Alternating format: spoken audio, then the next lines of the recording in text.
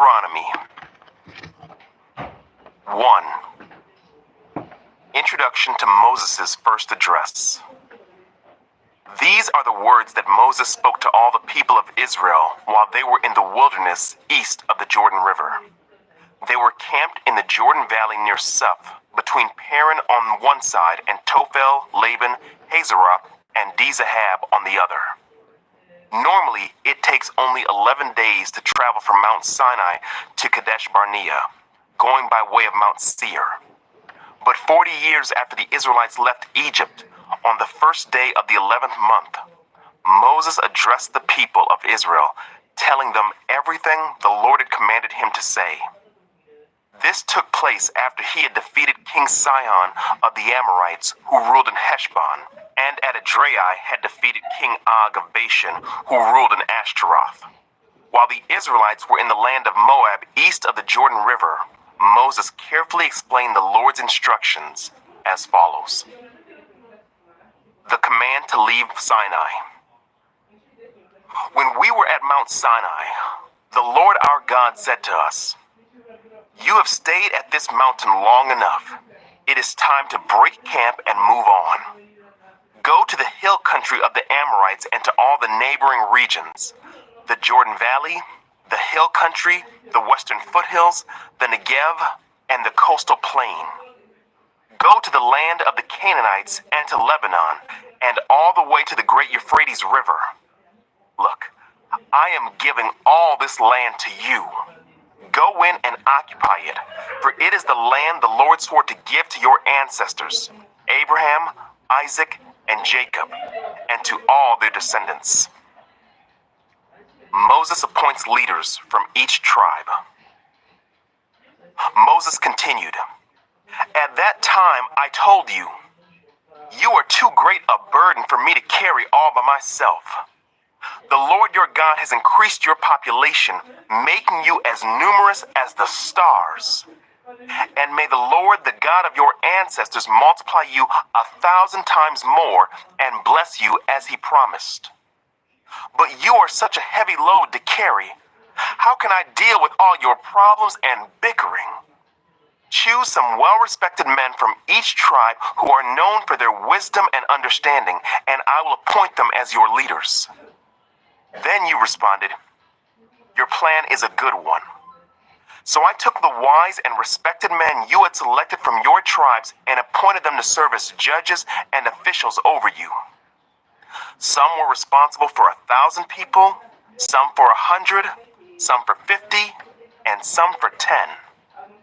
At that time I instructed the judges, "You must hear the cases of your fellow Israelites and the foreigners living among you. Be perfectly fair in your decisions and impartial in your judgments. Hear the cases of those who are poor as well as those who are rich. Don't be afraid of anyone's anger, for the decision you make is God's decision. Bring me any cases that are too difficult for you, and I will handle them." At that time, I gave you instructions about everything you were to do. Scouts explore the land. Then, just as the Lord our God commanded us, we left Mount Sinai and traveled through the great and terrifying wilderness, as you yourselves remember, and headed toward the hill country of the Amorites.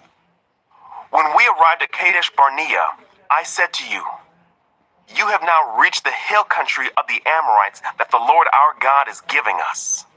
Look, he has placed the land in front of you.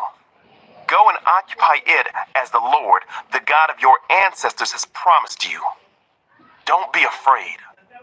Don't be discouraged." But you all came to me and said, "First, let's send out scouts to explore the land for us. They will advise us on the best route to take and which towns we should enter." This seemed like a good idea to me, so I chose 12 scouts, one from each of your tribes. They headed for the hill country and came to the valley of Eshcol and explored it. They picked some of its fruit and brought it back to us, and they reported, "The land the Lord our God has given us is indeed a good land." Israel's rebellion against the Lord. But you rebelled against the command of the Lord your God and refused to go in. You complained in your tents and said, "The Lord must hate us. That's why he has brought us here from Egypt to hand us over to the Amorites to be slaughtered. Where can we go? Our brothers have demoralized us with their report. They tell us, 'The people of the land are taller and more powerful than we are, and their towns are large with walls rising high into the sky. We even saw giants there, the descendants of Anak.'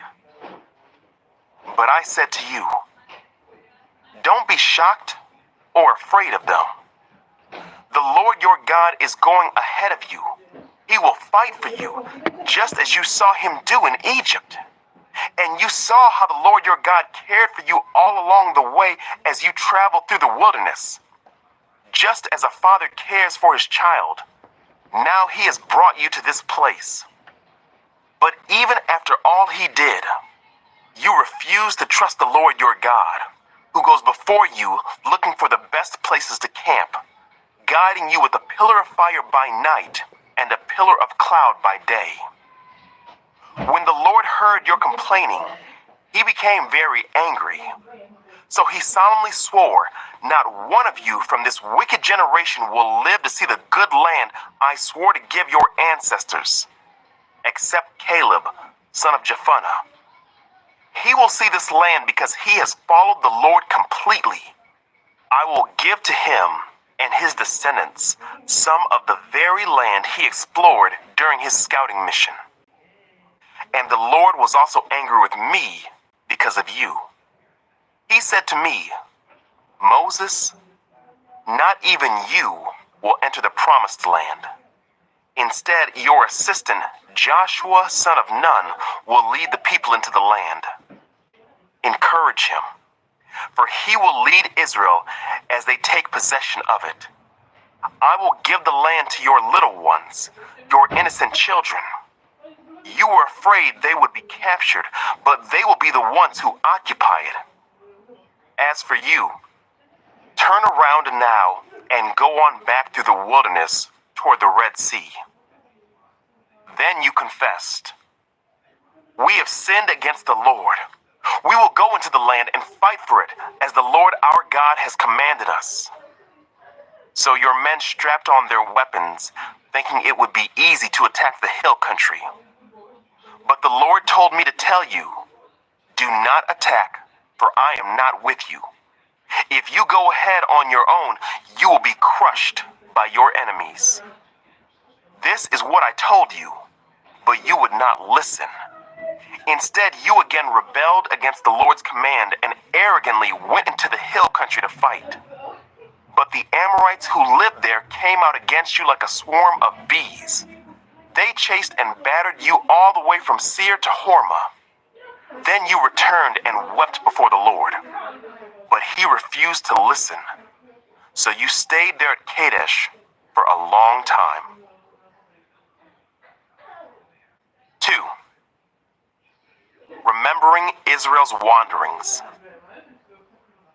Then we turned around and headed back across the wilderness toward the Red Sea, just as the Lord had instructed me. And we wandered around in the region of Mount Seir for a long time. Then at last the Lord said to me, "You have been wandering around in this hill country long enough. Turn to the north. Give these orders to the people. You will pass through the country belonging to your relatives, the Edomites, the descendants of Esau who live in Seir. The Edomites will feel threatened, so be careful. Do not bother them, for I have given them all the hill country around Mount Seir as their property, and I will not give you even 1 square foot of their land. If you need food to eat or water to drink, pay them for it. For the Lord your God has blessed you in everything you have done. He has watched your every step through this great wilderness. During these 40 years, the Lord your God has been with you, and you have lacked nothing." So we bypassed the territory of our relatives the descendants of Esau who live in Seir. We avoided the road through the Arabah Valley that comes up from Elath and Ezion-Geber. Then, as we turned north along the desert route through Moab, the Lord warned us, "Do not bother the Moabites, the descendants of Lot, or start a war with them. I have given them Ar as their property, and I will not give you any of their land." A race of giants called the Emites had once lived in the area of Ar. They were as strong and numerous and tall as the Anakites, another race of giants. Both the Emites and the Anakites are also known as the Rephaites, though the Moabites call them Emites. In earlier times, the Horites had lived in Seir, but they were driven out and displaced by the descendants of Esau, just as Israel drove out the people of Canaan when the Lord gave Israel their land. Moses continued, "Then the Lord said to us, 'Get moving. Cross the Zered brook.' So we crossed the brook.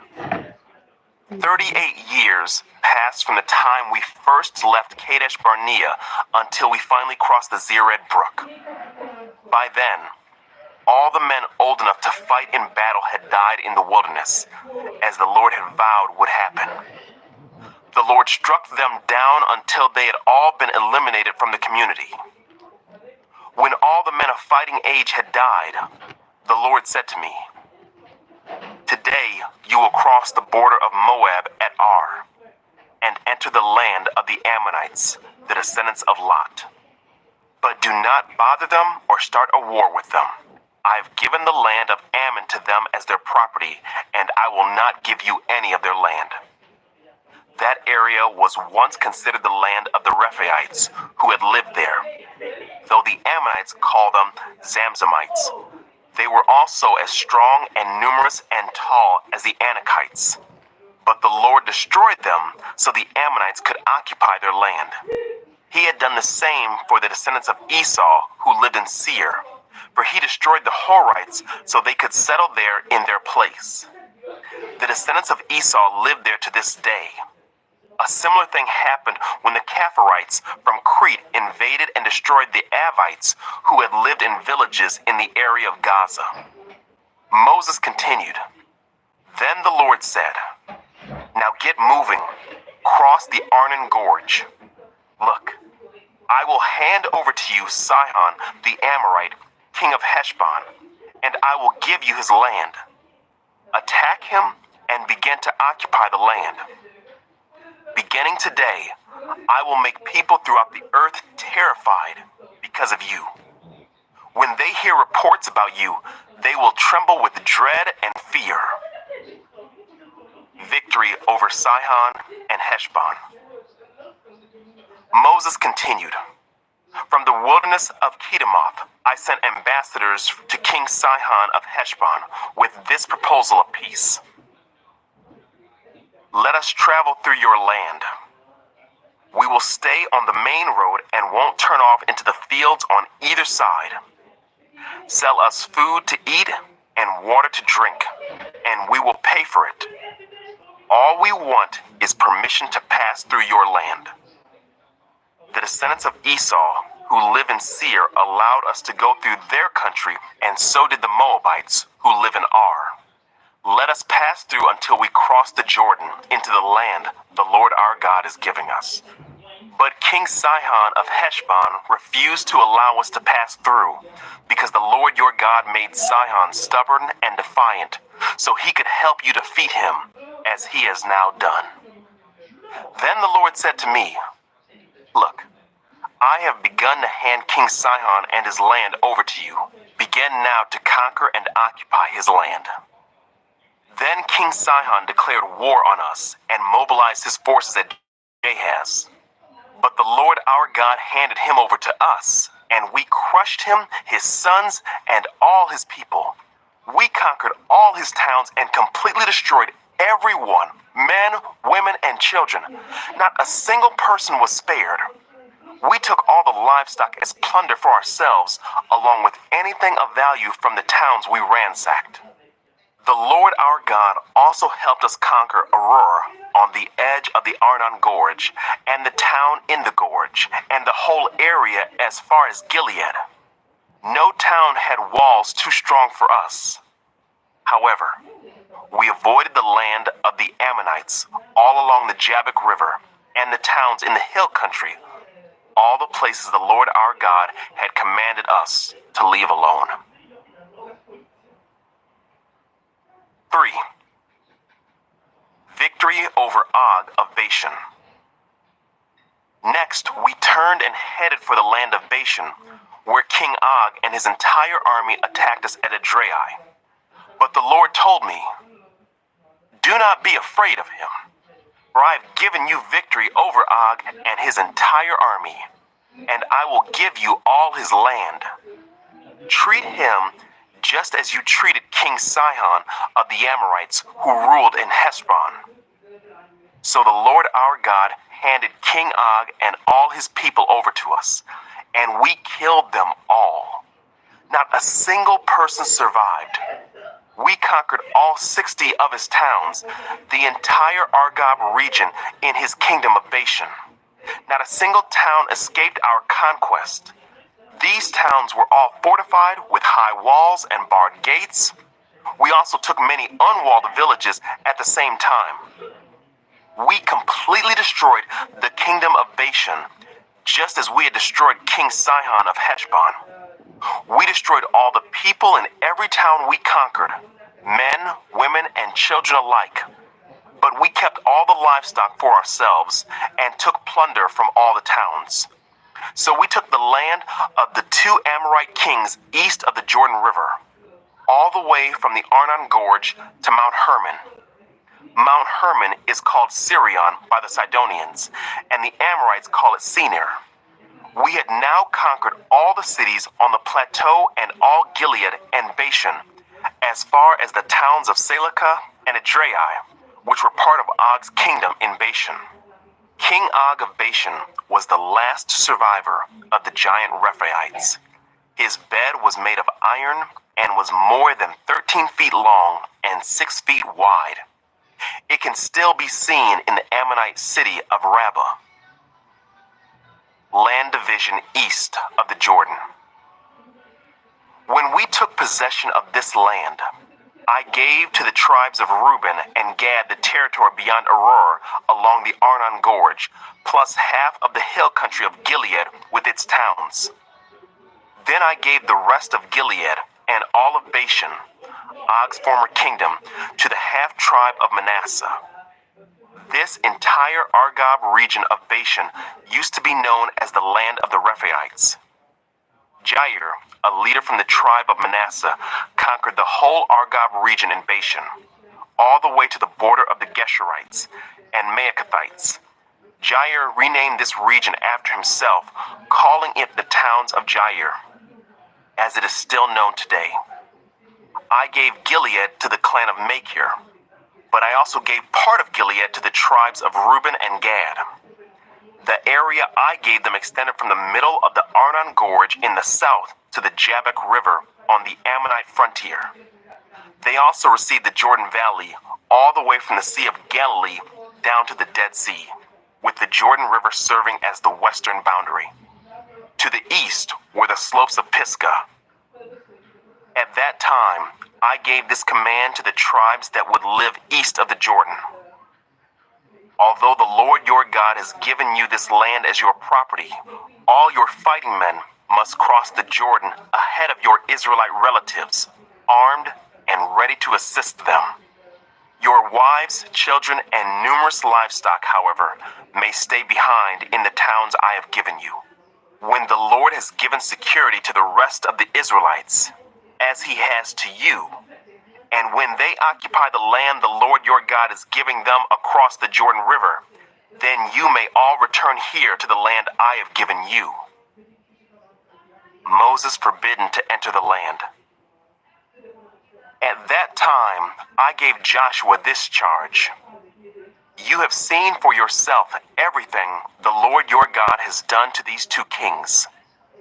He will do the same to all the kingdoms on the west side of the Jordan. Do not be afraid of the nations there, for the Lord your God will fight for you. At that time I pleaded with the Lord and said, O sovereign Lord, you have only begun to show your greatness and the strength of your hand to me, your servant. Is there any God in heaven or on earth who can perform such great and mighty deeds as you do? Please let me cross the Jordan to see the wonderful land on the other side, the beautiful hill country and the Lebanon mountains. But the Lord was angry with me because of you, and he would not listen to me. That's enough, he declared. Speak of it no more, but go up to Pisgah Peak and look over the land in every direction. Take a good look, but you may not cross the Jordan River. Instead, commission Joshua and encourage and strengthen him, for he will lead the people across the Jordan. He will give them all the land you now see before you as their possession. So we stayed in the valley near Beth Peor. 4. Moses urges Israel to obey. And now, Israel, listen carefully to these decrees and regulations that I am about to teach you. Obey them so that you may live, so you may enter and occupy the land that the Lord, the God of your ancestors, is giving you. Do not add to or subtract from these commands I am giving you. Just obey the commands of the Lord your God that I am giving you. You saw for yourself what the Lord did to you at Baal Peor. There, the Lord your God destroyed everyone who had worshipped Baal, the god of Peor. But all of you who were faithful to the Lord your God are still alive today, every one of you. Look, I now teach you these decrees and regulations just as the Lord my God commanded me, so that you may obey them in the land you are about to enter and occupy. Obey them completely, and you will display your wisdom and intelligence among the surrounding nations. When they hear all these decrees, they will exclaim, "How wise and prudent are the people of this great nation! For what great nation has a God as near to them as the Lord our God is near to us whenever we call on him? And what great nation has decrees and regulations as righteous and fair as this body of instructions that I am giving you today? But watch out. Be careful never to forget what you yourself have seen. Do not let these memories escape from your mind as long as you live, and be sure to pass them on to your children and grandchildren. Never forget the day when you stood before the Lord your God at Mount Sinai, where he told me, 'Summon the people before me, and I will personally instruct them. Then they will learn to fear me as long as they live, and they will teach their children to fear me also.'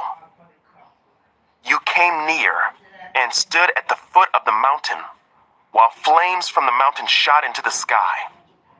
The mountain was shrouded in black clouds and deep darkness, and the Lord spoke to you from the heart of the fire. You heard the sound of his words, but didn't see his form. There was only a voice.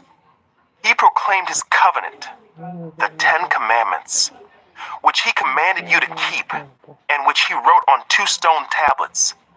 It was at that time that the Lord commanded me to teach you his decrees and regulations so you would obey them in the land you are about to enter and occupy. A warning against idolatry. But be very careful. You did not see the Lord's form on the day he spoke to you from the heart of the fire at Mount Sinai.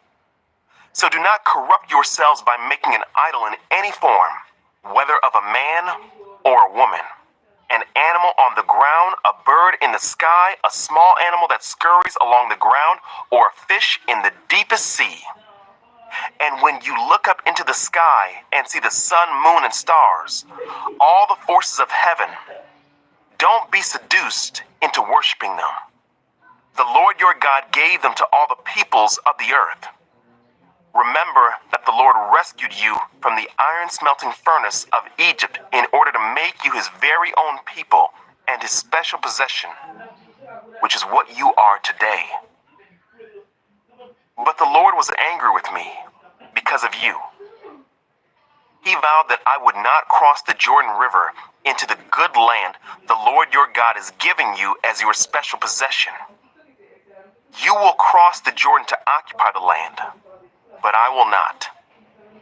Instead, I will die here on the east side of the river. So be careful not to break the covenant the Lord your God has made with you.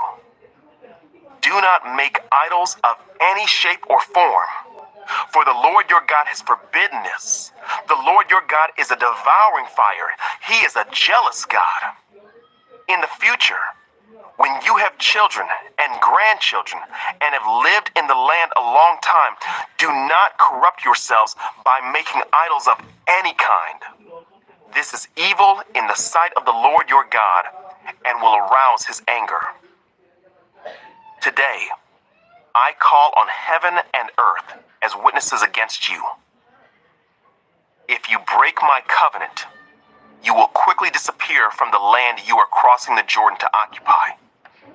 You will live there only a short time, then you will be utterly destroyed. For the Lord will scatter you among the nations where only a few of you will survive. There, in a foreign land, you will worship idols made from wood and stone, gods that neither see nor hear nor eat nor smell. But from there, you will search again for the Lord your God. And if you search for him with all your heart and soul, you will find him.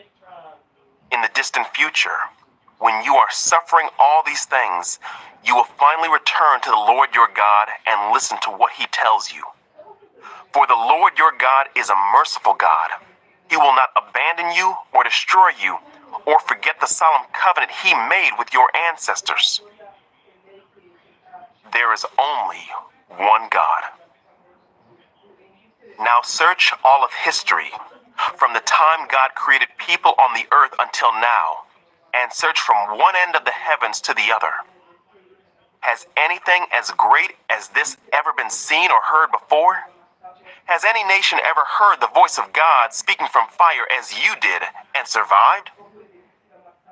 Has any other God dared to take a nation for himself out of another nation by means of trials, miraculous signs, wonders, war, a strong hand, a powerful arm, and terrifying acts? Yet that is what the Lord your God did for you in Egypt, right before your eyes.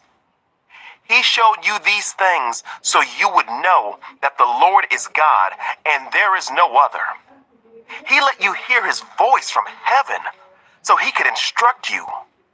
He let you see his great fire here on earth so he could speak to you from it. Because he loved your ancestors, he chose to bless their descendants, and he personally brought you out of Egypt with a great display of power. He drove out nations far greater than you, so he could bring you in and give you their land as your special possession, as it is today. So remember this, and keep it firmly in mind. The Lord is God, both in heaven and on earth, and there is no other. If you obey all the decrees and commands I am giving you today, all will be well with you and your children. I am giving you these instructions so you will enjoy a long life in the land the Lord your God is giving you for all time. Eastern cities of refuge. Then Moses set apart 3 cities of refuge east of the Jordan River. Anyone who killed another person unintentionally without previous hostility could flee there to live in safety. These were the cities: Bezer on the wilderness plateau for the tribe of Reuben, Ramoth in Gilead for the tribe of Gad, Golan in Bashan for the tribe of Manasseh. Introduction to Moses' second address. This is the body of instruction that Moses presented to the Israelites. These are the laws, decrees, and regulations that Moses gave to the people of Israel when they left Egypt, and as they camped in the valley near Beth Peor, east of the Jordan River. This land was formerly occupied by the Amorites under King Sihon, who ruled from Heshbon. But Moses and the Israelites destroyed him and his people when they came up from Egypt.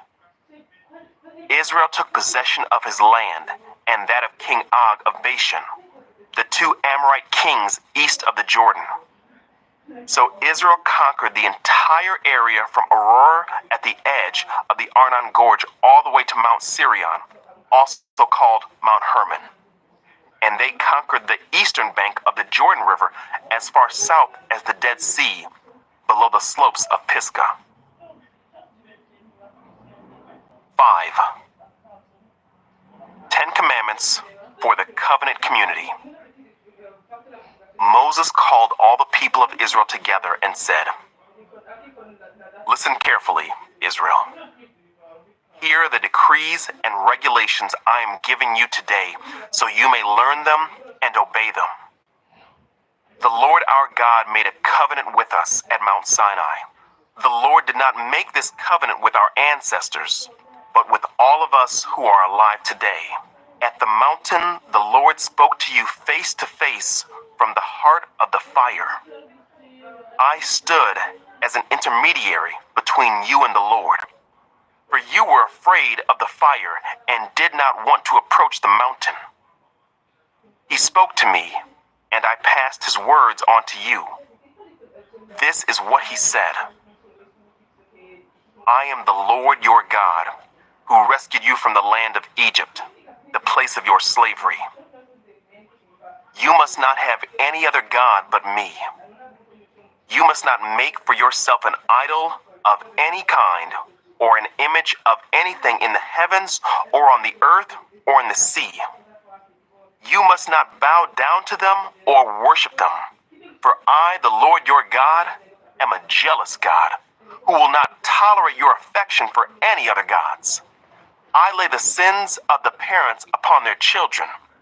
The entire family is affected, even children in the third and fourth generations of those who reject me.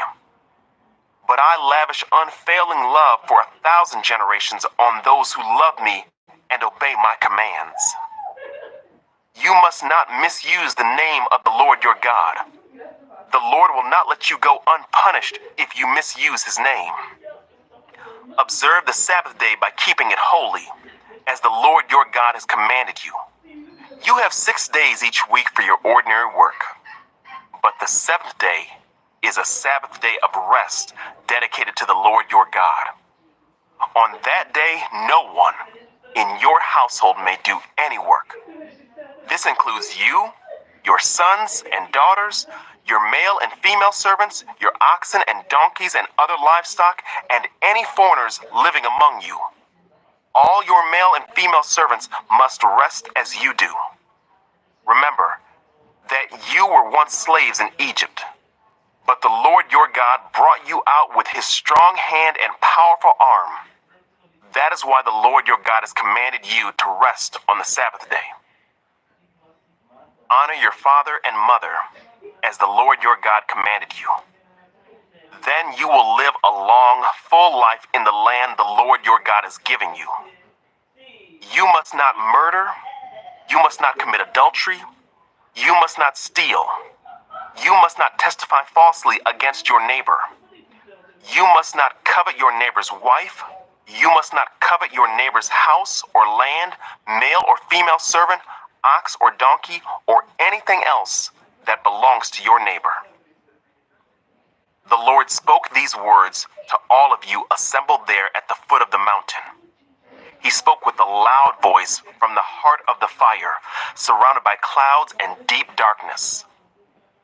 This was all he said at that time, and he wrote his words on 2 stone tablets and gave them to me. But when you heard the voice from the heart of the darkness, while the mountain was blazing with fire, all your tribal leaders and elders came to me. They said, "Look, The Lord our God has shown us his glory and greatness, and we have heard his voice from the heart of the fire. Today we have seen that God can speak to us humans, and yet we live. But now, why should we risk death again? If the Lord our God speaks to us again, we will certainly die and be consumed by this awesome fire. Can any living thing hear the voice of the living God from the heart of the fire as we did, and yet survive? Go yourself and listen to what the Lord our God says. Then come and tell us everything he tells you, and we will listen and obey. The Lord heard the request you made to me, and he said, I have heard what the people said to you, and they are right. Oh, that they would always have hearts like this, that they might fear me and obey all my commands. If they did, they and their descendants would prosper forever. Go and tell them, return to your tents. But you stand here with me so I can give you all my commands, decrees, and regulations. You must teach them to the people so they can obey them in the land I am giving them as their possession. So Moses told the people, you must be careful to obey all the commands of the Lord your God, following his instructions in every detail. Stay on the path that the Lord your God has commanded you to follow. Then you will live long and prosperous lives in the land you are about to enter and occupy. 6. A call for wholehearted commitment. These are the commands, decrees, and regulations that the Lord your God commanded me to teach you. You must obey them in the land you are about to enter and occupy, and you and your children and grandchildren must fear the Lord your God as long as you live. If you obey all his decrees and commands, you will enjoy a long life. Listen closely, Israel, and be careful to obey. Then all will go well with you, and you will have many children in the land flowing with milk and honey, just as the Lord, the God of your ancestors, promised you. Listen, O Israel, the Lord is our God, the Lord alone. And you must love the Lord your God with all your heart, all your soul, and all your strength. And you must commit yourselves wholeheartedly to these commands that I am giving you today. Repeat them again and again to your children. Talk about them when you are at home and when you are on the road, when you are going to bed and when you are getting up. Tie them to your hands and wear them on your forehead as reminders. Write them on the doorpost of your house and on your gate. The Lord your God will soon bring you into the land he swore to give you when he made a vow to your ancestors, Abraham, Isaac, and Jacob. It is a land with large, prosperous cities that you did not build. The houses will be richly stocked with goods you did not produce. You will draw water from cisterns you did not dig, and you will eat from vineyards and olive trees you did not plant. When you have eaten your fill in this land, be careful to forget the Lord, who rescued you from slavery in the land of Egypt. You must fear the Lord your God and serve him. When you take an oath, you must use only his name. You must not worship any of the gods of neighboring nations, for the Lord your God who lives among you is a jealous God. His anger will flare up against you, and he will wipe you from the face of the earth. You must not test the Lord your God as you did when you complained at Massa. You must diligently obey the commands of the Lord your God, all the laws and decrees he has given you.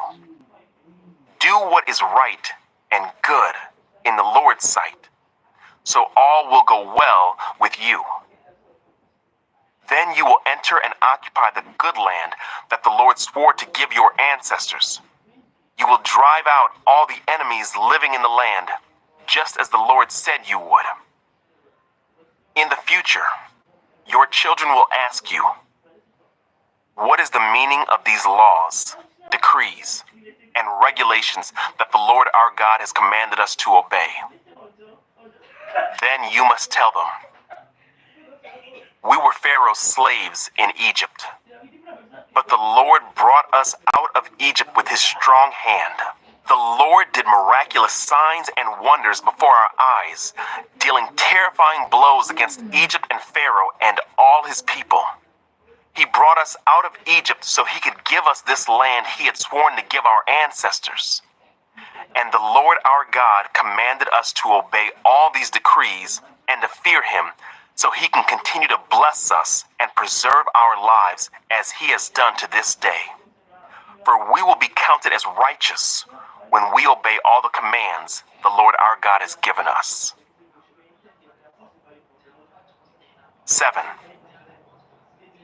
The privilege of holiness.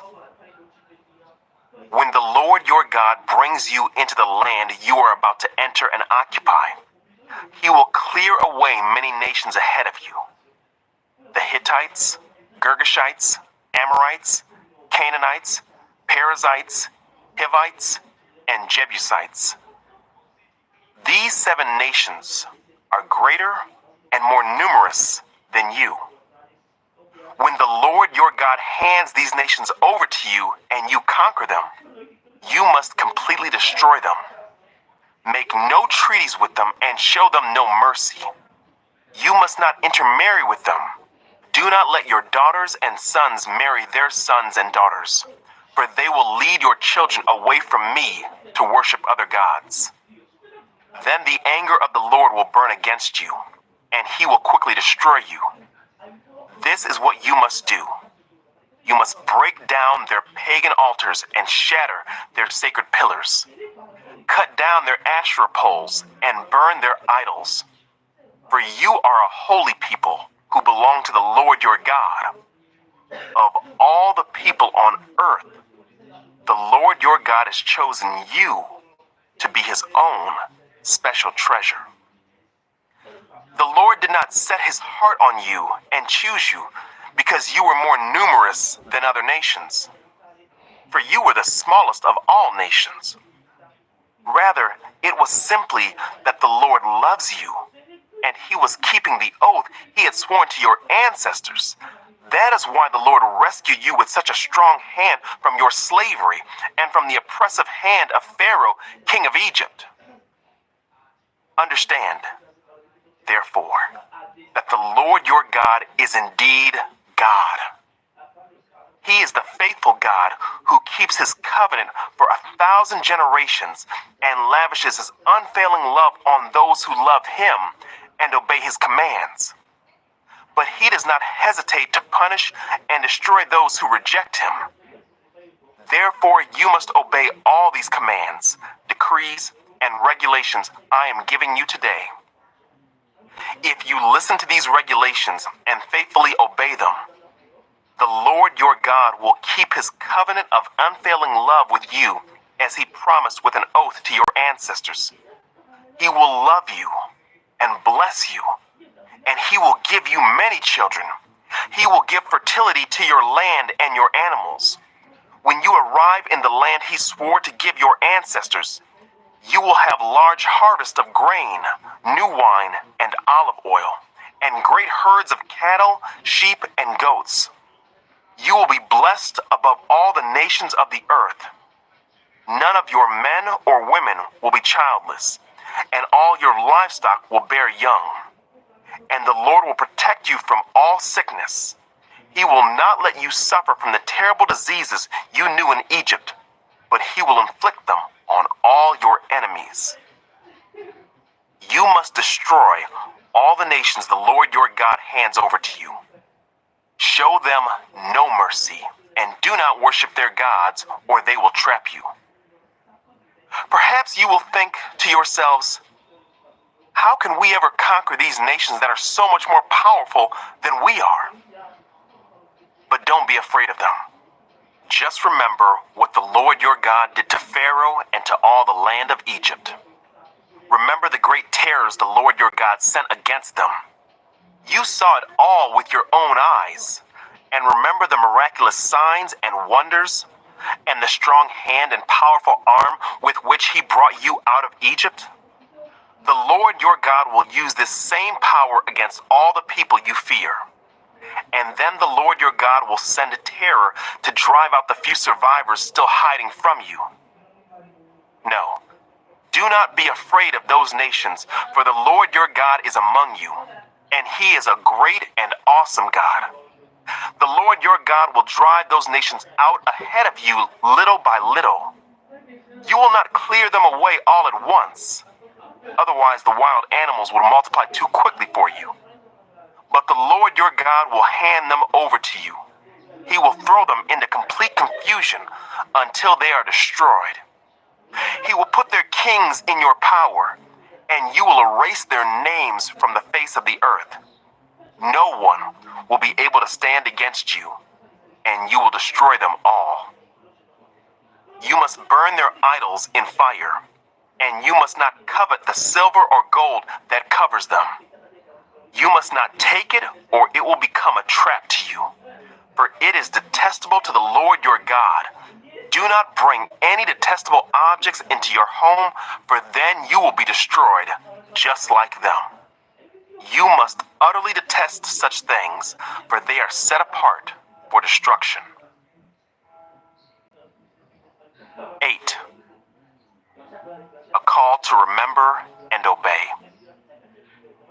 Be careful to obey all the commands I am giving you today. Then you will live and multiply, and you will enter and occupy the land the Lord swore to give your ancestors. Remember how the Lord your God led you through the wilderness for these 40 years, humbling you and testing you to prove your character, and to find out whether or not you would obey his commands. Yes, he humbled you by letting you go hungry and then feeding you with manna, a food previously unknown to you and your ancestors. He did it to teach you that people do not live by bread alone. Rather, we live by every word that comes from the mouth of the Lord. For all these 40 years, your clothes didn't wear out, and your feet didn't blister or swell. Think about it. Just as a parent disciplines a child, the Lord your God disciplines you for your own good. So obey the commands of the Lord your God by walking in his ways and fearing him. For the Lord your God is bringing you into a good land of flowing streams and pools of water, with fountains and springs that gush out in the valleys and hills. It is a land of wheat and barley, of grapevines, fig trees, and pomegranates, of olive oil and honey. It is a land where food is plentiful and nothing is lacking. It is a land where iron is as common as stone, and copper is abundant in the hills. When you have eaten your fill, be sure to praise the Lord your God for the good land he has given you. But that is the time to be careful.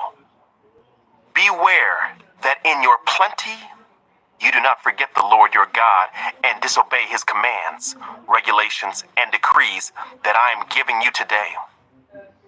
For when you have become full and prosperous, and have built fine homes to live in, and when your flocks and herds have become very large, and your silver and gold have multiplied along with everything else, be careful.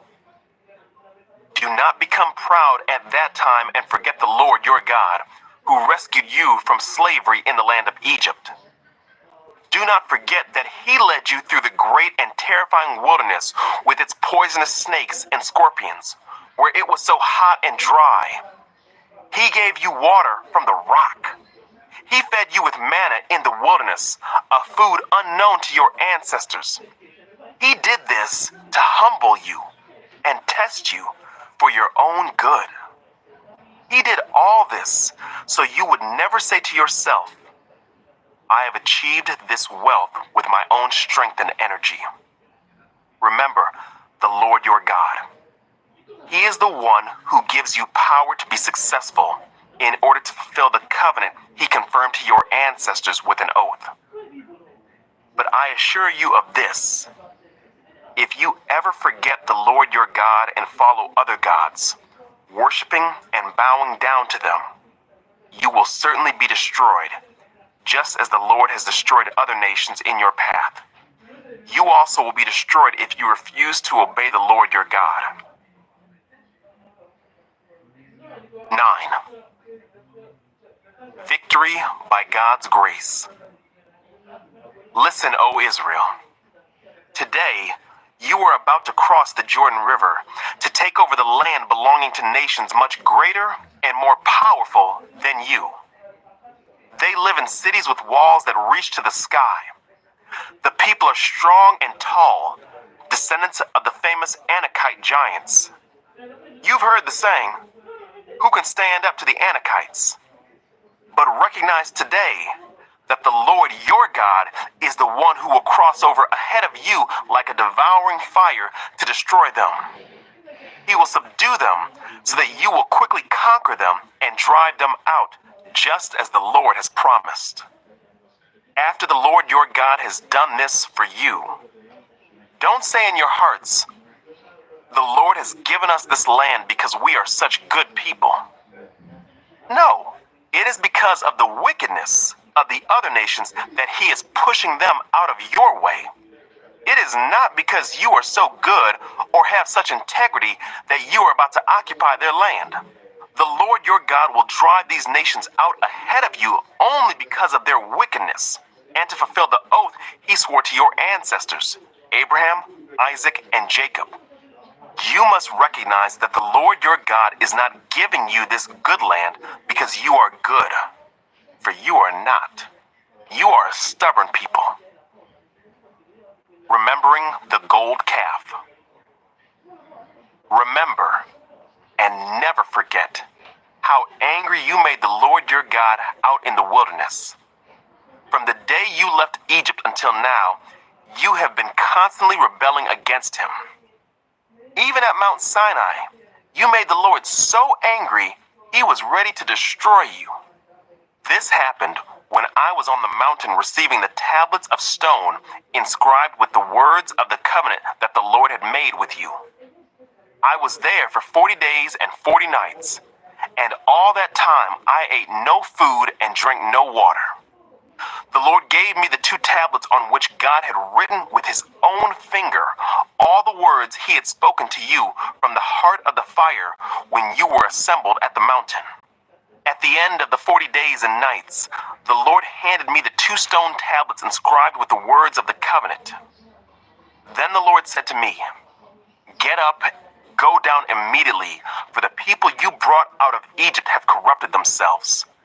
How quickly they have turned away from the way I commanded them to live. They have melted gold and made an idol for themselves." The Lord also said to me, "I have seen how stubborn and rebellious these people are. Leave me alone so I may destroy them and erase their name from under heaven. Then I will make a mighty nation of your descendants, a nation larger and more powerful than they are." So while the mountain was blazing with fire, I turned and came down, holding in my hands the 2 stone tablets inscribed with the terms of the covenant. There below me, I could see that you had sinned against the Lord your God. You had melted gold and made a calf idol for yourselves. How quickly you had turned away from the path the Lord had commanded you to follow. So I took the stone tablets and threw them to the ground, smashing them before your eyes. Then, as before, I threw myself down before the Lord for 40 days and nights.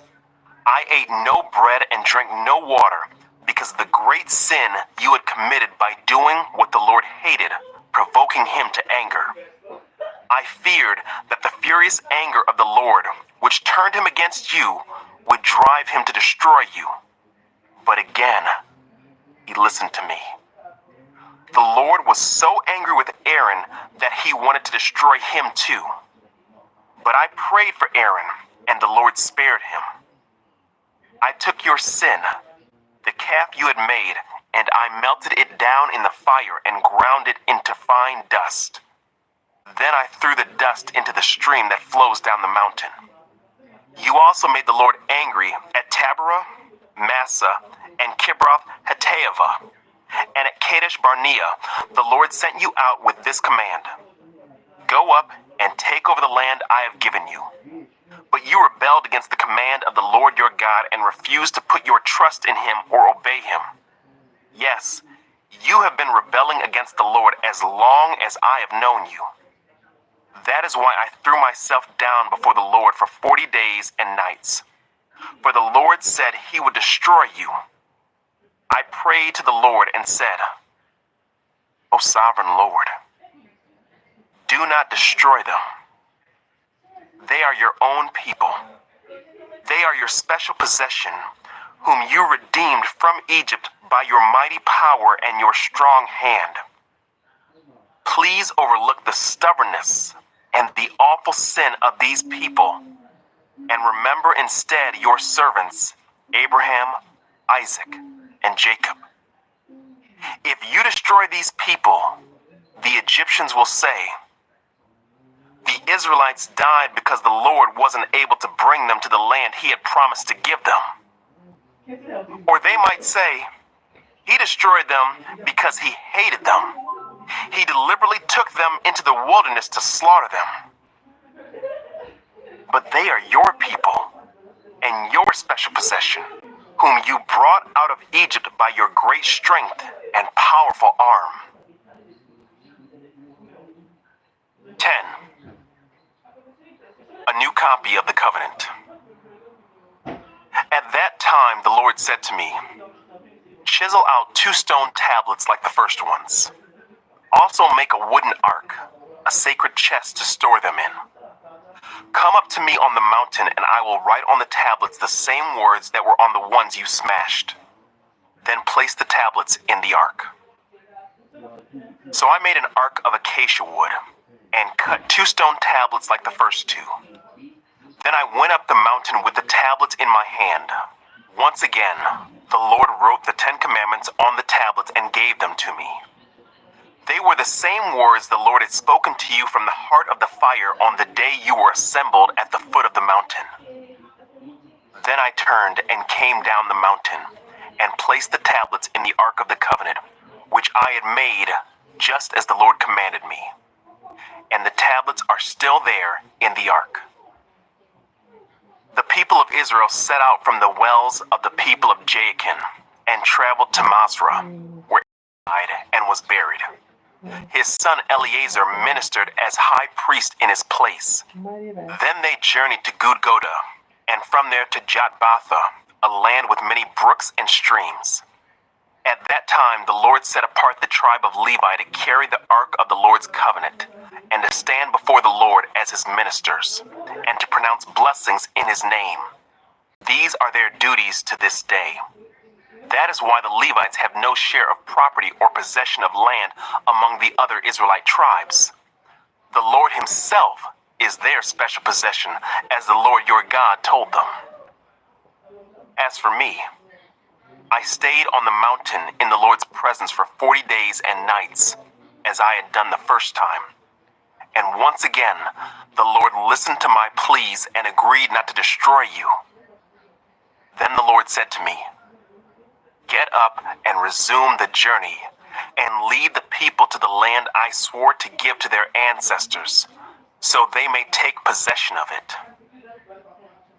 A call to love and obedience. And now, Israel, what does the Lord your God require of you?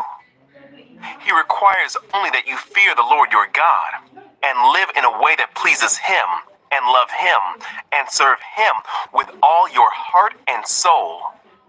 And you must always obey the Lord's commands and decrees that I am giving you today for your own good.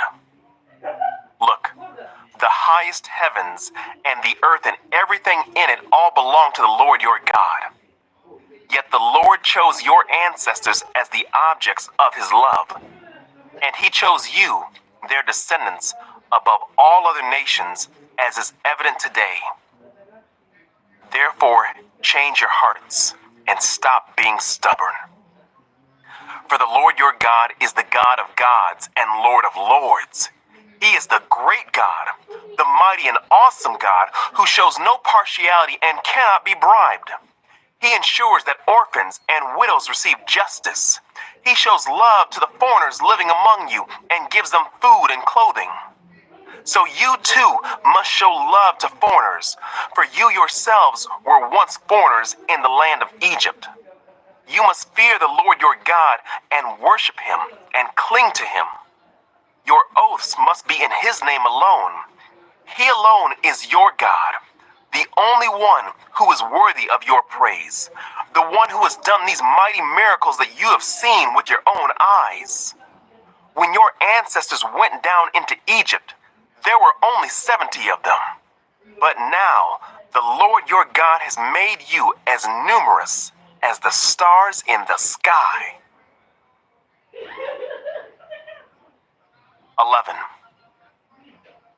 You must love the Lord your God and always obey his requirements, decrees, regulations, and commands. Keep in mind that I am not talking now to your children who have never experienced the discipline of the Lord your God or seen his greatness and his strong hand and powerful arm. They didn't see the miraculous signs and wonders he performed in Egypt against Pharaoh and all his land. They didn't see what the Lord did to the armies of Egypt and to their horses and chariots, how he drowned them in the Red Sea as they were chasing you. He destroyed them, and they have not recovered to this very day. Your children didn't see how the Lord cared for you in the wilderness until you arrived here. They didn't see what he did to Dathan and Abiram, the sons of Eliab, a descendant of Reuben, when the earth opened its mouth in the Israelite camp and swallowed them along with their households and tents and every living thing that belonged to them. But you have seen the Lord perform all these mighty deeds with your own eyes. The blessings of obedience. Therefore be careful to obey every command I am giving you today, so you may have strength to go in and take over the land you are about to enter. If you obey, you will enjoy a long life in the land the Lord swore to give to your ancestors and to you, their descendants, a land flowing with milk and honey. For the land you are about to enter and take over is not like the land of Egypt from which you came, where you planted your seed and made irrigation ditches with your foot as in a vegetable garden. Rather, the land you will soon take over is a land of hills and valleys with plenty of rain, a land that the Lord your God cares for. He watches over it through each season of the year. If you carefully obey the commands I am giving you today, and if you love the Lord your God and serve him with all your heart and soul, then he will send the rains in their proper seasons, the early and late rains, so you can bring in your harvest of grain, new wine, and olive oil. He will give you lush pasture land for your livestock, and you yourselves will have all you want to eat. But be careful. Don't let your heart be deceived so that you turn away from the Lord and serve and worship other gods. If you do, the Lord's anger will burn against you. He will shut up the sky and hold back the rain, and the ground will fail to produce its harvest. Then you will quickly die in that good land the Lord is giving you. So commit yourselves wholeheartedly to these words of mine. Tie them to your hands and wear them on your forehead as reminders. Teach them to your children. Talk about them when you are at home and when you are on the road, when you are going to bed and when you are getting up. Write them on the doorpost of your house and on your gates, so that as long as the sky remains above the earth, you and your children may flourish in the land the Lord swore to give your ancestors. Be Be careful to obey all these commands I am giving you. Show love to the Lord your God by walking in his ways and holding tightly to him. Then the Lord will drive out all the nations ahead of you, though they are much greater and stronger than you, and you will take over their land. Wherever you set foot, that land will be yours. Your frontiers will stretch from the wilderness in the south to Lebanon in the north, and from the Euphrates River in the east to the Mediterranean Sea in the west. No one will be able to stand against you. For the Lord your God will cause the people to fear and dread you, as he promised, wherever you go in the whole land. Look, today I am giving you the choice between a blessing and a curse. You will be blessed if you obey the commands of the Lord your God that I am giving you today. But you will be cursed if you reject the commands of the Lord your God and turn away from him and worship gods you have not known before. When the Lord your God brings you into the land and helps you take possession of it, you must pronounce the blessing at Mount Gerizim and the curse at Mount Ebal. These two mountains are west of the Jordan Valley, near the town of Gilgal, not far from the oaks of Morah. For you are about to cross the Jordan River to take over the land the Lord your God is giving you. When you take that land and are living in it, you must be careful to obey all the decrees and regulations I am giving you today. 12. The Lord's chosen place for worship. These are the decrees and regulations you must be careful to obey when you live in the land that the Lord, the God of your ancestors, is giving you. You must obey them as long as you live. When you drive out the nations that live there, you must destroy all the places where they worship their gods, high on the mountains, up on the hills, and under every green tree. Break down their altars and smash their sacred pillars. Burn their Asherah poles and cut down their carved idols. Completely erase the names of their gods. Do not worship the Lord your God in the way these pagan peoples worship their gods. Rather, you must seek the Lord your God at the place of worship he himself will choose from among all the tribes, the place where his name will be honored. There, you will bring your burnt offerings, your sacrifices, your tithes, your sacred offerings, your offerings to fulfill a vow, your voluntary offerings, and your offerings of the firstborn animals of your herds and flocks. There, you and your families will feast in the presence of the Lord your God, and you will rejoice in all you have accomplished because the Lord your God has blessed you. Your pattern of worship will change. Today, all of you are doing as you please because you have not yet arrived at the place of rest, the land the Lord your God is giving you as your special possession. But you will soon cross the Jordan River and live in the land the Lord your God is giving you. When he gives you rest from all your enemies and you're living safely in the land, you must bring everything I command you, your burnt offerings, your sacrifices, your tithes, your sacred offerings, and your offerings to fulfill a vow, to the designated place of worship, the place the Lord your God chooses for his name to be honored. You must celebrate there in the presence of the Lord your God with your sons and daughters and all your servants. And remember to include the Levites who live in your towns, for they will receive no allotment of land among you. Be careful not to sacrifice your burnt offerings just anywhere you like. You may do so only at the place the Lord will choose within one of your tribal territories. There, you must offer your burnt offerings and do everything I command you. But you may butcher your animals and eat their meat in any town whenever you want. You may freely eat the animals with which the Lord your God blesses you. All of you, whether ceremonially clean or unclean, may eat that meat, just as you now eat gazelle and deer. But you must not consume the blood. You must pour it out on the ground like water.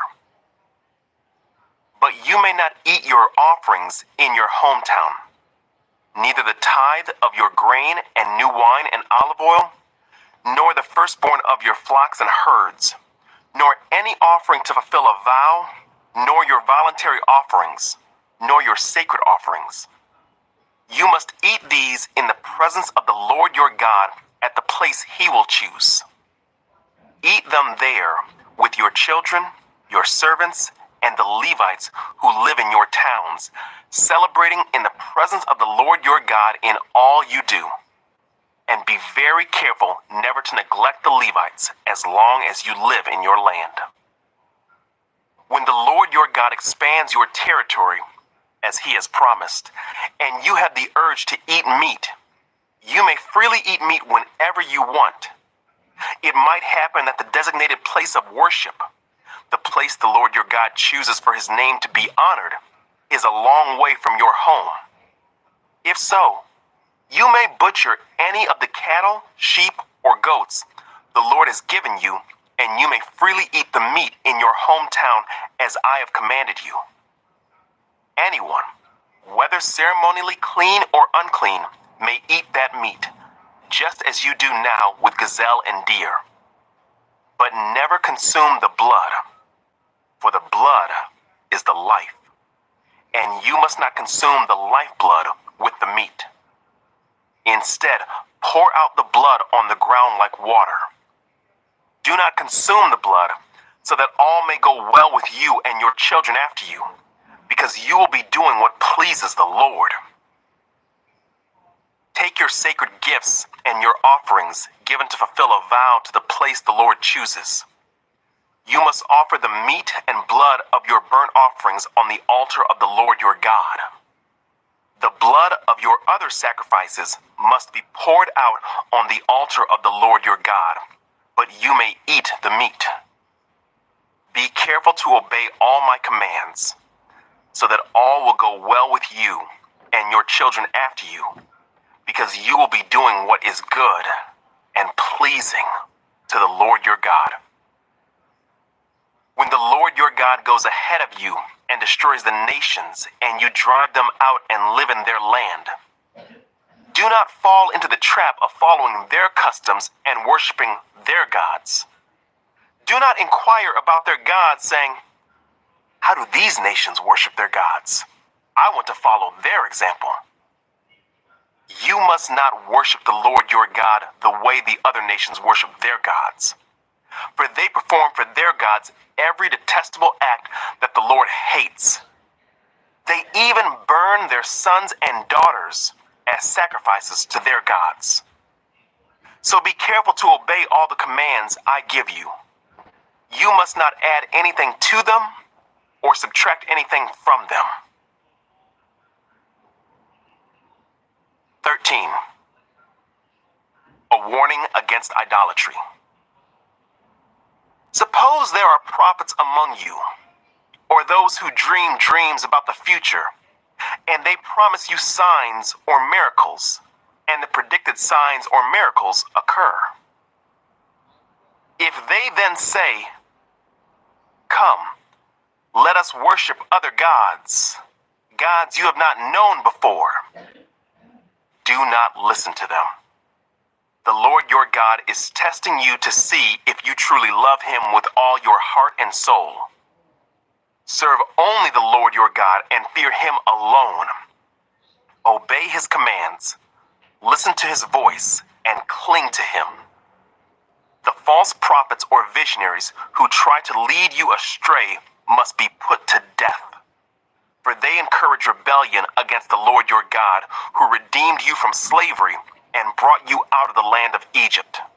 Since they try to lead you astray from the way the Lord your God commanded you to live, you must put them to death. In this way, you will purge the evil from among you. Suppose someone secretly entices you, even your brother, your son or daughter, your beloved wife, or your closest friend, and says, "Let us go worship other gods." gods that neither you nor your ancestors have known. They might suggest that you worship the gods of peoples who live nearby or who come from the ends of the earth. But do not give in or listen. Have no pity and do not spare or protect them. You must put them to death. Strike the first blow yourself, and then all the people must join in. Stone the guilty ones to death because they have tried to draw you away from the Lord your God, who rescued you from the land of Egypt, the place of slavery. Then all Israel will hear about it and be afraid, and no one will act so wickedly again. When you begin living in the towns the Lord your God is giving you, you may hear that scoundrels among you are leading their fellow citizens astray by saying, "Let us go worship other gods, gods you have not known before." In such cases, you must examine the facts carefully. If you find that the report is true and such a detestable act has been committed among you, you must attack that town and completely destroy all its inhabitants, as well as all the livestock. Then you must pile all the plunder in the middle of the open square and burn it. Burn the entire town as a burnt offering to the Lord your God. That town must remain a ruin forever. It may never be rebuilt. Keep none of the plunder that has been set apart for destruction. Then the Lord will turn from his fierce anger and be merciful to you. He will have compassion on you and make you a large nation, just as he swore to your ancestors. The Lord your God will be merciful only if you listen to his voice and keep all his commands that I am giving you today, doing what pleases him. 14. Ceremonially clean and unclean animals. Since you are the people of the Lord your God, never cut yourselves or shave the hair above your foreheads in mourning for the dead. You have been set apart as holy to the Lord your God, and he has chosen you from all the nations of the earth to be his own special treasure. You must not eat any detestable animals that are ceremonially unclean. These are the animals you may eat: the ox, the sheep, the goat, the deer, the gazelle, the roe deer, the wild goat, the addax, the antelope, and the mountain sheep. You may eat any animal that has completely split hooves and chews the cud. But if the animal doesn't have both, it may not be eaten. So you may not eat the camel, the hare, or the hyrax. They chew the cud, but do not have split hooves, so they are ceremonially unclean for you. And you may not eat the pig. It has split hooves, but does not chew the cud, so it is ceremonially unclean for you. You may not eat the meat of these animals or even touch their carcasses. Of all the marine animals, you may eat whatever has both fins and scales. You may not, however, eat marine animals that do not have both fins and scales. They are ceremonially unclean for you. You may eat any bird that is ceremonially clean. These are the birds you may not eat: the griffin vulture, the bearded vulture, the black vulture, the kite, the falcon, buzzards of all kinds, ravens of all kinds, the eagle owl, the short-eared owl, the seagull, hawks of all kinds, the little owl, the great owl, the barn owl, the desert owl, the Egyptian vulture, the cormorant, the stork, herons of all kinds, the hoopoe, and the bat. All winged insects that walk along the ground are ceremonially unclean for you and may not be eaten. But you may eat any winged bird or insect that is ceremonially clean. You must not eat anything that has died a natural death. You may give it to a foreigner living in your town, or you may sell it to a stranger, but do not eat it yourselves, for you are set apart as holy to the Lord your God. You must not cook a young goat in its mother's milk. The giving of tithes. You must set aside a tithe of your crops, 1/10 of all the crops you harvest each year. Bring this tithe to the designated place of worship, the place the Lord your God chooses for his name to be honored, and eat it there in his presence. This applies to your tithes of grain, new wine, olive oil, and the firstborn males of your flocks and herds. Doing this will teach you always to fear the Lord your God. Now, when the Lord your God blesses you with a good harvest, the place of worship he chooses for his name to be honored might be too far for you to bring the tithe. If so, you may sell the tithe portion of your crops and herds, put the money in a pouch, and go to the place the Lord your God has chosen. When you arrive, you may use the money to buy any kind of food you want: cattle, sheep, goats, wine, or other alcoholic drink. Then feast there in the presence of the Lord your God and celebrate with your household. And do not neglect the Levites in your town, for they will receive no allotment of land among you. At the end of every third year, bring the entire tithe of that year's harvest and store it in the nearest town. Give it to the Levites, who will receive no allotment of land among you, as well as to the foreigners living among you, the orphans and the widows in your towns, so they can eat and be satisfied. Then the Lord your God will bless you in all your work. 15. Release for debtors. At the end of every 7th year, you must cancel the debts of everyone who owes you money. This is how it must be done. Everyone must cancel the loans they have made to their fellow Israelites. They must not demand payment from their neighbors or relatives, for the Lord's time of release has arrived. This release from debt, however, applies only to your fellow Israelites, not to the foreigners living among you. There should be no poor among you, for the Lord your God will greatly bless you in the land he is giving you as a special possession.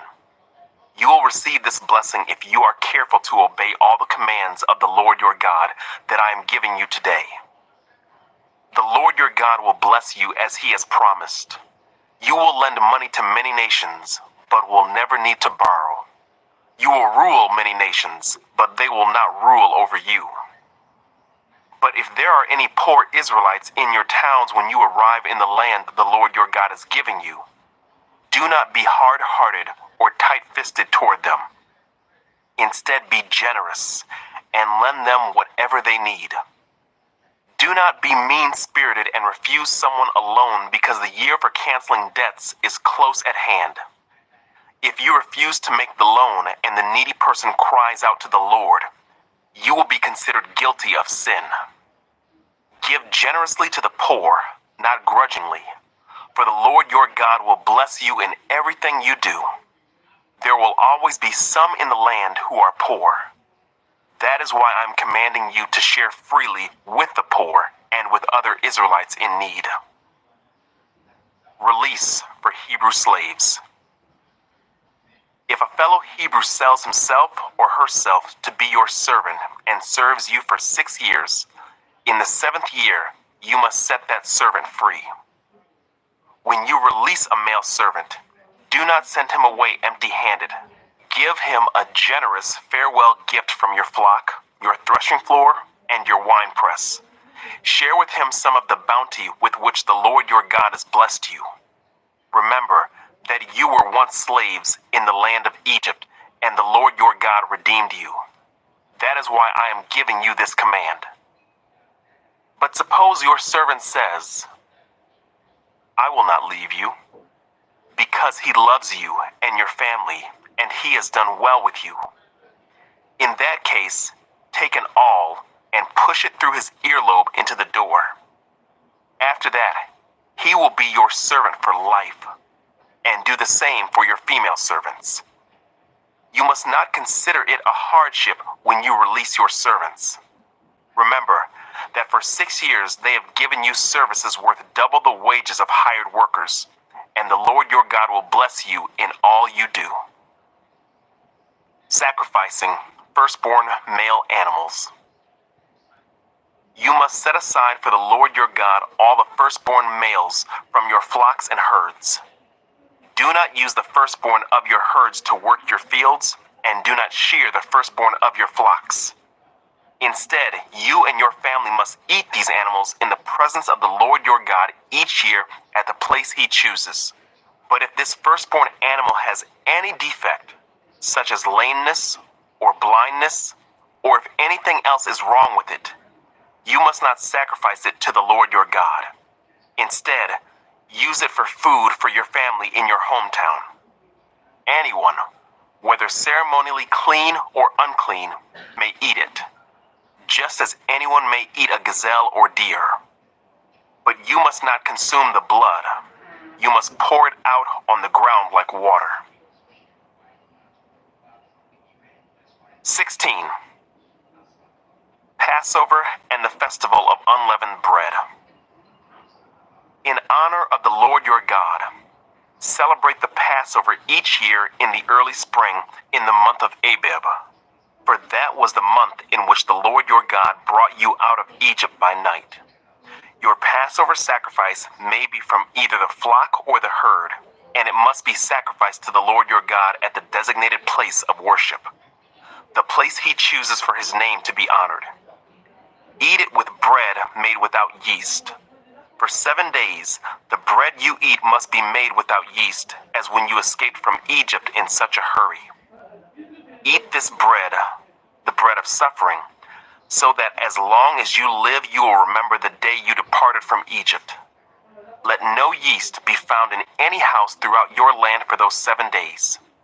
And when you sacrifice the Passover lamb on the evening of the first day, do not let any of the meat remain until the next morning.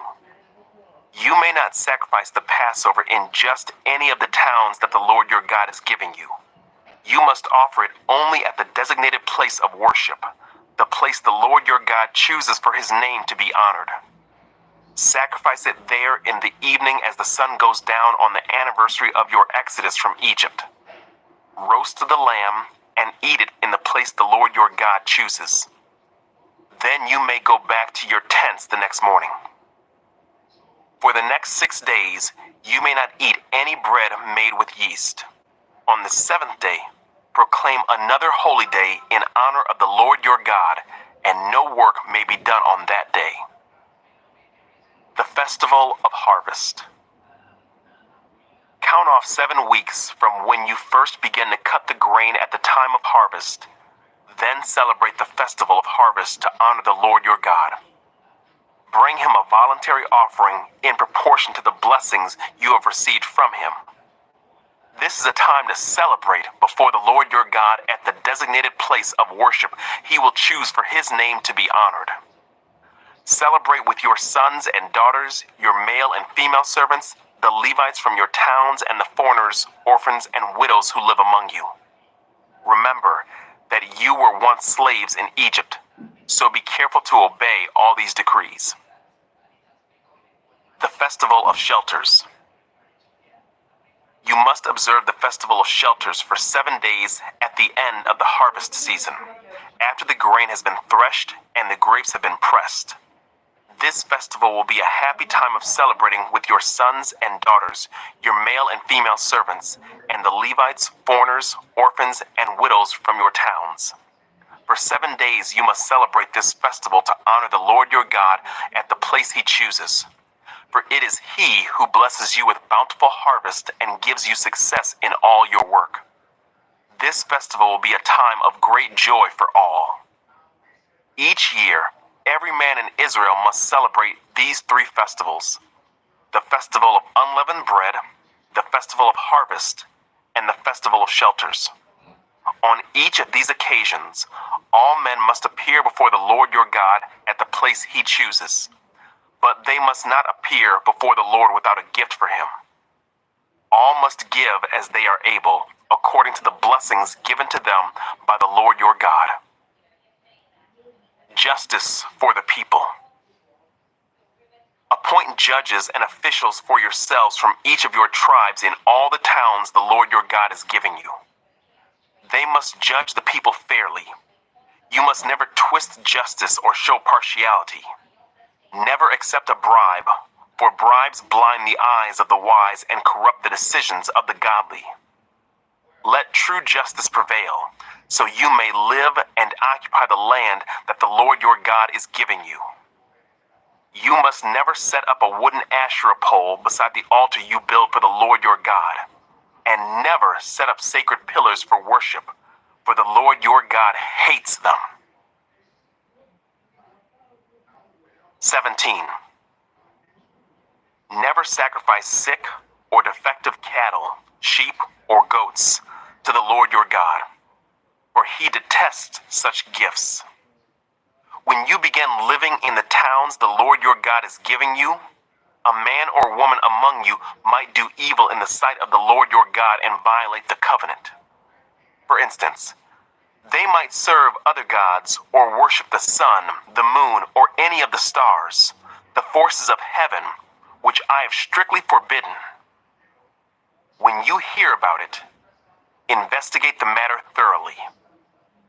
If it is true that this detestable thing has been done in Israel, then the man or woman who has committed such an evil act must be taken to the gates of the town and stoned to death. But never put a person to death on the testimony of only one witness. There must always be 2 or 3 witnesses. The witnesses must throw the first stones, and then all the people may join in. In this way, you will purge the evil from among you. Suppose a case arises in a local court that is too hard for you to decide. For instance, whether someone is guilty of murder or only of manslaughter, or a difficult lawsuit, or a case involving different kinds of assault. Take such legal cases to the place the Lord your God will choose and present them to the Levitical priest or the judge on duty at that time. They will hear the case and declare their verdict. You must carry out the verdict they announce and the sentence they prescribe at the place the Lord chooses. You must do exactly what they say. After they have interpreted the law and declared their verdict, the sentence they imposed must be fully executed. Do not modify it in any way. Anyone arrogant enough to reject the verdict of the judge or of the priest who represents the Lord your God must die. In this way, you will purge the evil from Israel. Then everyone else will hear about it and be afraid to act so arrogantly. Guidelines for a king. You are about to enter the land the Lord your God is giving you. When you take it over and settle there, you may think, we should select a king to rule over us like the other nations around us. If this happens, be sure to select as king the man the Lord your God chooses. You must appoint a fellow Israelite. He may not be a foreigner. The king must not build up a large stable of horses for himself or send his people to Egypt to buy horses. For the Lord has told you, you must never return to Egypt. The king must not take many wives for himself, because they will turn his heart away from the Lord. And he must not accumulate large amounts of wealth in silver and gold for himself.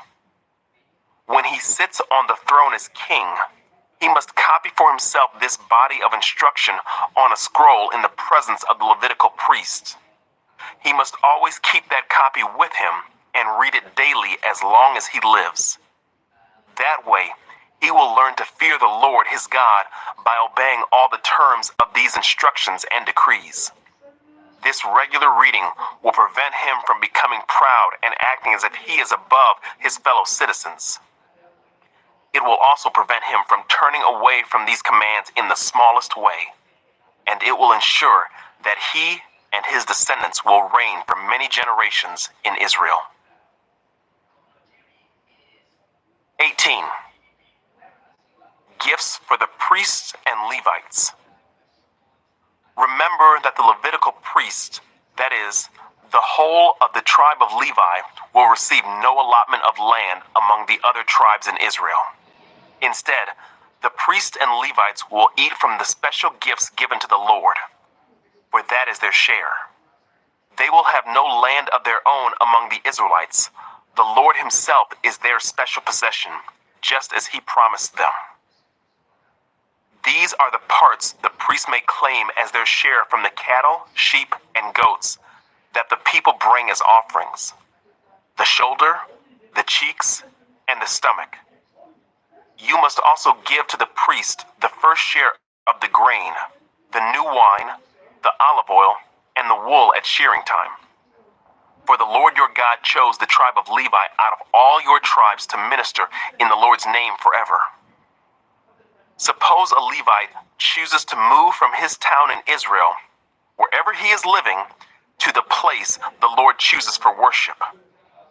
He may minister there in the name of the Lord his God, just like all his fellow Levites who are serving the Lord there. He may eat his share of the sacrifices and offerings, even if he also receives support from his family. A call to holy living.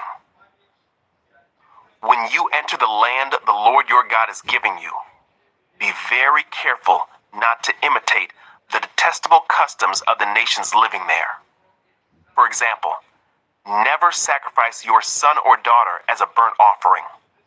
And do not let your people practice fortune-telling, or use sorcery, or interpret omens, or engage in witchcraft, or cast spells, or function as mediums or psychics, or call forth the spirits of the dead. Anyone who does these things is detestable to the Lord.